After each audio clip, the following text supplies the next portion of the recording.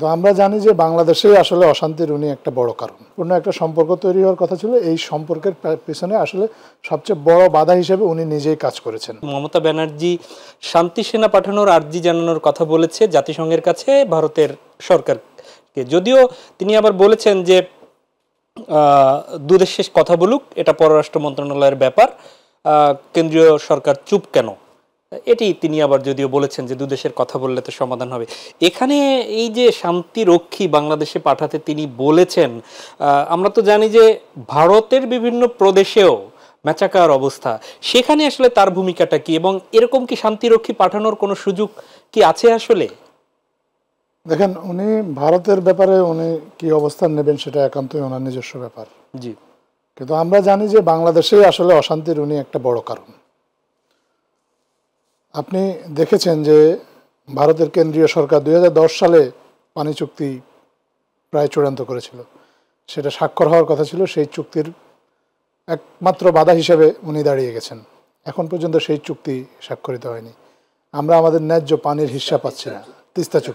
তিস্তা চুক্তি, আমরা আমাদের ন্যায্য পানির হিস্সাটা এখনো পাচ্ছি না, এবং এই পানির হিস্সাটা না পাওয়ার ফলে আমাদের দেশের উত্তরাঞ্চলের মানুষ প্রতি বছর ভোগান্তিতে ভুগতেছে। ক্ষুধা, দারিদ্র্য, বন্যা, খরা, নানাবিধ প্রাকৃতিক সমস্যা, অর্থনৈতিক সমস্যায় তারা ভুগছে।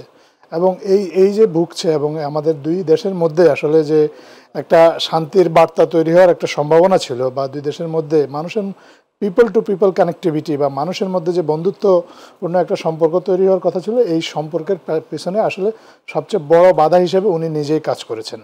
তো যিনি নিজেই শান্তির পথে বাধা হয়ে দাঁড়ান, তিনি যখন কখনো বলেন যে একটা দেশে শান্তির দূত পাঠাতে হবে বা শান্তিরক্ষী বাহিনী পাঠাতে হবে, কথাটা খুব আসলে ভালো শোনায় না।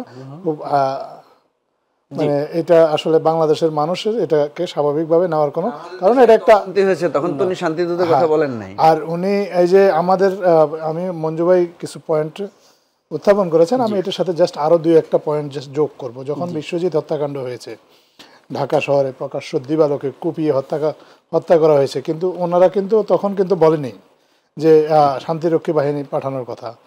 আপনি যখন এই যে 2023 সালে বাবু গয়েশ্বরচন্দ্র রায়কে যেভাবে যাত্রাবাড়িতে নির্মমভাবে পেটানো হলো, তখন কিন্তু বলেননি যে বাংলাদেশে শান্তিরক্ষী পাঠানো দরকার।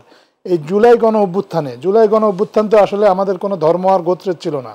জুলাই গণ অভ্যুত্থান ছিল সর্বস্তরের মানুষের। জুলাই গণ অভ্যুত্থানে হিন্দু সম্প্রদায়েরও কিন্তু বেশ কয়েকজন ছাত্র নিহত হয়েছেন, প্রাণ দিয়েছেন, এবং তাদের নিয়ে তো উনি কিছু কথা বলেন না। জুলাই গণ অভ্যুত্থানের পরে বর্তমান সরকার দায়িত্ব নেওয়ার পরে সীমান্তে প্রথম যে দুইটা হত্যাকাণ্ড হয়েছে বিএসএফ কর্তৃক, সেই দুইটা হত্যাকাণ্ডের শিকারী হচ্ছে হিন্দু কিশোরী। তো তাদের নিয়ে তো উনি কোনো কথা বলেননি। আমি আমার দেশের প্রেক্ষাপটটা জাস্ট বলছি। ওনার দেশে উনি কোথায় শান্তিরক্ষী বাহিনী চাইবেন বা ওনার দেশে শান্তি আছে কি নাই, এটা ওনাদের একান্ত নিজস্ব বিষয়। যদিও আমরা জানি যে 1947 সাল থেকে আসলে কাশ্মীরে অশান্তি চলছে, মণিপুরে অশান্তি চলছে অনেক দিন ধরে, জাতিগত দাঙ্গা।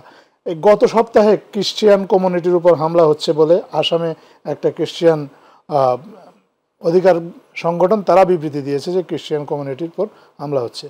আমাদের পার্শ্ববর্তী দেশ রোহিঙ্গা মুসলিমদের উপর যেই পরিমাণ নির্যাতন নিপীড়ন হয়েছে, হত্যাযজ্ঞ হয়েছে, আমরা সবাই দেখেছি, এবং সেটার বাংলাদেশ প্রত্যক্ষ ভুক্তভোগী। ভারতেরও এক্ষেত্রে কিছু রোহিঙ্গা সমস্যার কারণে কিছুটা সমস্যা হয়েছে, যদিও সেটার ব্যাপকতা বাংলাদেশের তুলনায় খুবই সামান্য। কিন্তু কোনি তো কখনো আমরা শুনিনি ওনাকে আসলে এই দাবিটা জানাতে যে মায়ানমারে শান্তিরক্ষী বাহিনী পাঠানো হোক।